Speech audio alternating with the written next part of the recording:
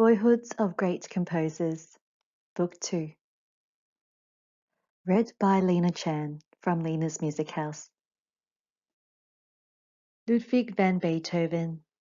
When Ludwig van Beethoven was a boy, his family lived in Bonn, in a tall house that you can see today. Now it is a museum, and most of the rooms are filled with pianos and cabinets of music. It is hard to imagine how it looked when the Beethovens lived there. But one thing at least is unchanged. There still hangs in the house a fine portrait of an old man. It was there in the living room when Ludwig was a boy, nearly 200 years ago. The man has a plump, jolly face, and his eyes are twinkling. There is a roll of music in his hand, and he wears a tasseled cap.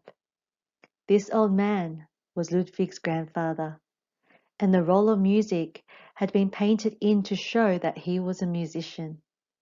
In fact, he was the chief musician to the prince who lived in Bonn. In those days, nearly everyone in Bonn worked for the prince. He was very rich and grand, and his palace was much the biggest building in the town. Today, Bonn is the capital of Western Germany, but at that time, it was only a small town.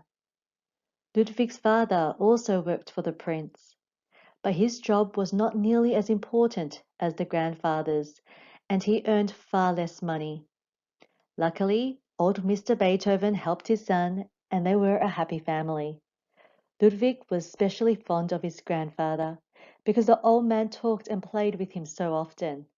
But when Ludwig was only 3 years old, his grandfather died. At once, everything changed, and the family became very poor.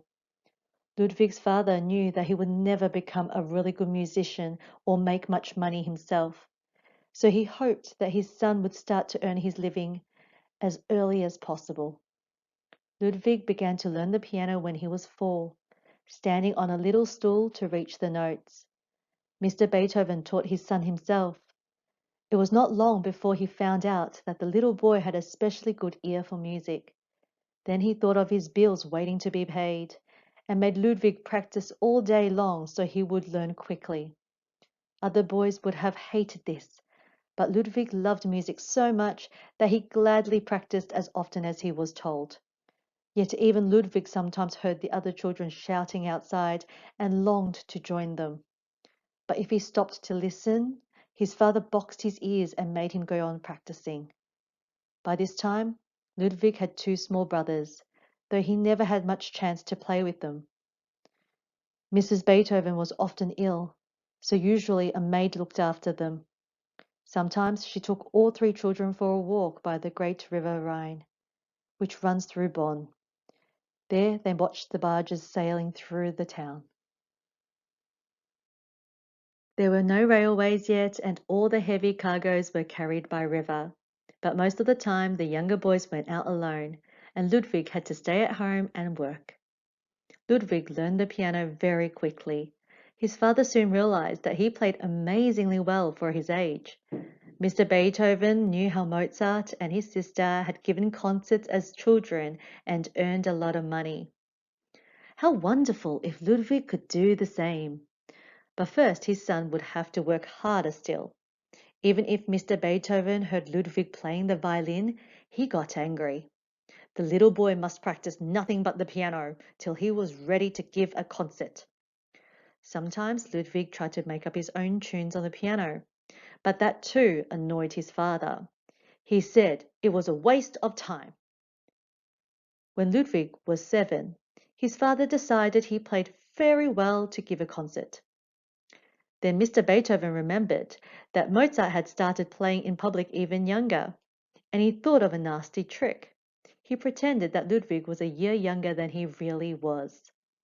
No one knows if the concert was a success. Possibly it was not, as Ludwig did not give any more for some time. Every year, though, there was a private concert at home on his mother's birthday. Perhaps this was the one time in the year when the Beethoven children really enjoyed themselves. They made a big canopy in the living room where their grandfather's picture hung. Then they decorated it with leaves and flowers until the room looked like a flower shop. When everything was ready, one of the children went to call their mother. She put on her smartest dress and came and sat in the place of honor under the canopy. Then Mr. Beethoven and the children played the music they had been practicing for her. Then Mr. Beethoven and the children played the music they had been practicing for her. They played so well that all the neighbors came to listen too. When the music was finished, there was a wonderful feast, and when that was over, everyone danced. By now it was very late at night, so they took off their shoes and danced in their stockinged feet to make less noise. Ludwig was such a good player that his father decided he needed a first-class teacher. Although Mr. Beethoven could teach the piano quite well, he was really a singer, not a pianist. But good teachers asked for high fees, so Mr. Beethoven found a cheaper way. He persuaded a pianist called Pfeiffer to come and live with the family and teach Ludwig in return for his room and his food. Pfeiffer was a good musician, but a very odd man. He liked to sleep by day and teach Ludwig by night. Often, he spent the evening drinking beer with Ludwig's father and came back to give a lesson at midnight. Poor Ludwig hated being woken. His father used to pull him out of bed and roughly dry his tears with his sleeve. For the first part of the lesson, Ludwig was often too sleepy to know what he was doing.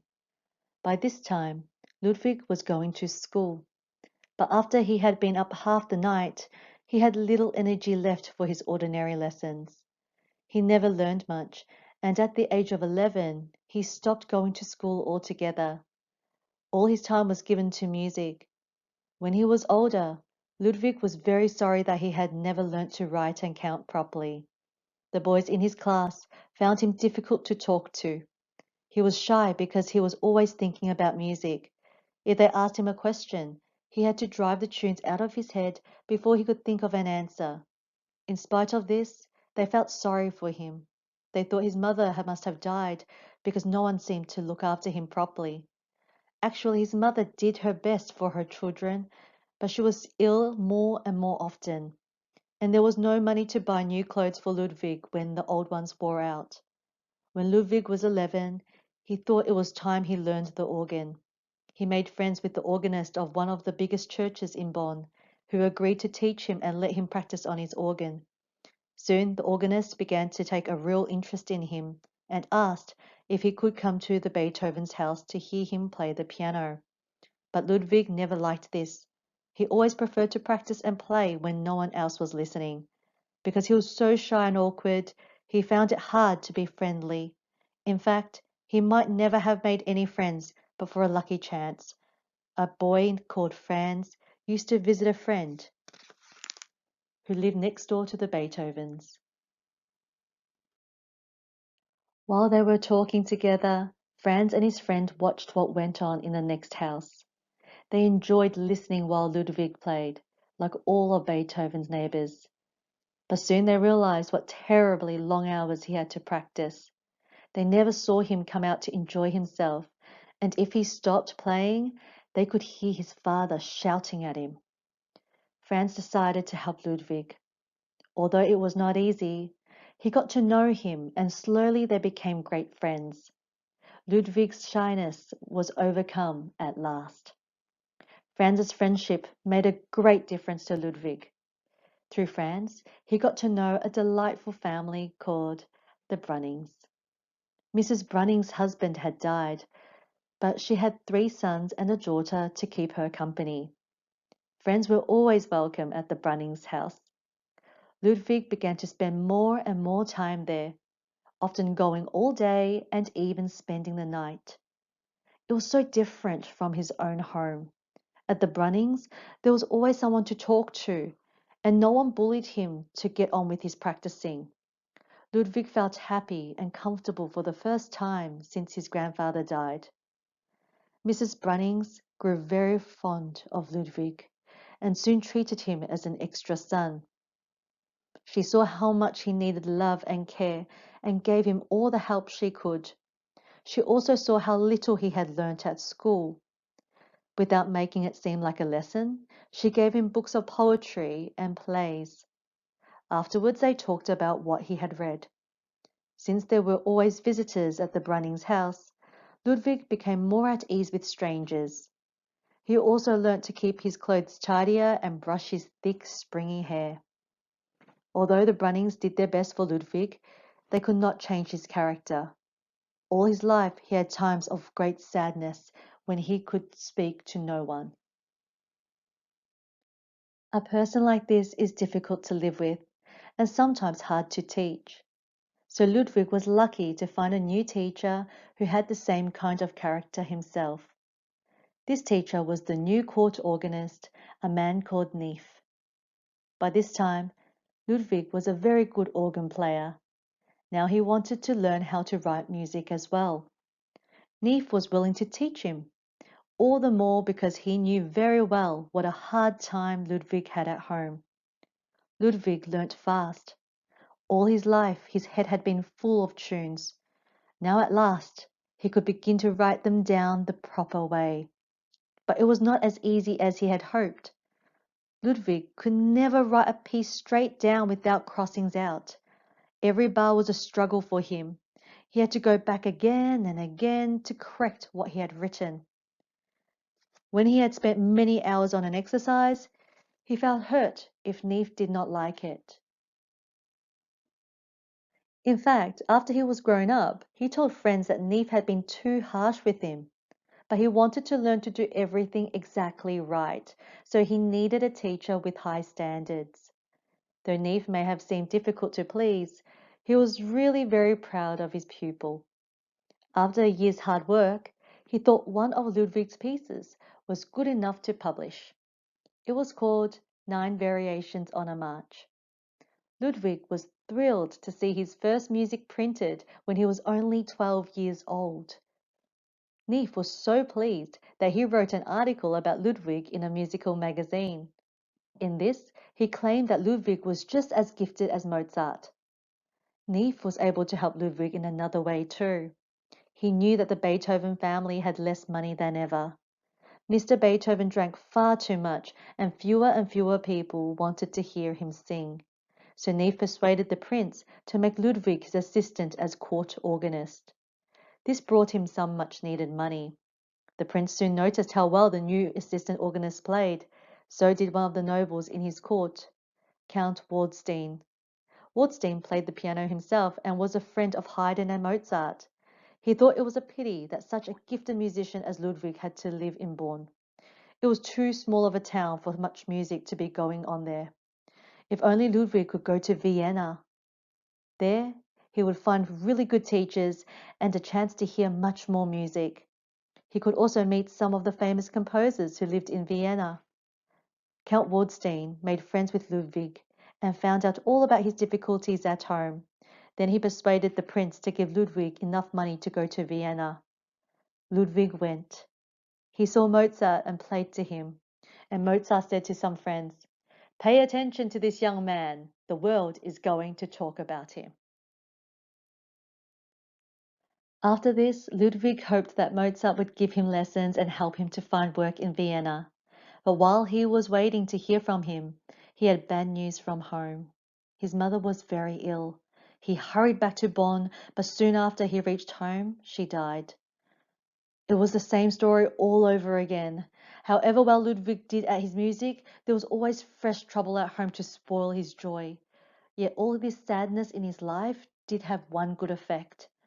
It meant that Ludwig could write in his music about sorrow as well as joy with real understanding. Many people think that this helps to make him the greatest of all composers. Ludwig grew up to be famous and successful, but there were still setbacks in store for him.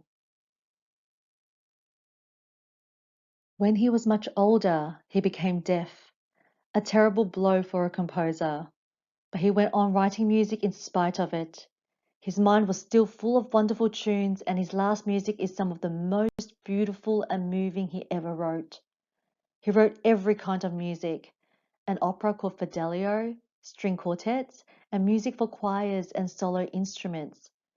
Being a pianist himself, he also wrote much piano music, both for the piano alone and for piano and orchestra. But the best known of all his music are his 9 marvelous symphonies. All his life, Ludwig kept the picture of his grandfather, which used to hang in the family living room in Bonn. What pleasure it would have given the old man to have known that Ludwig grew up to become a great composer.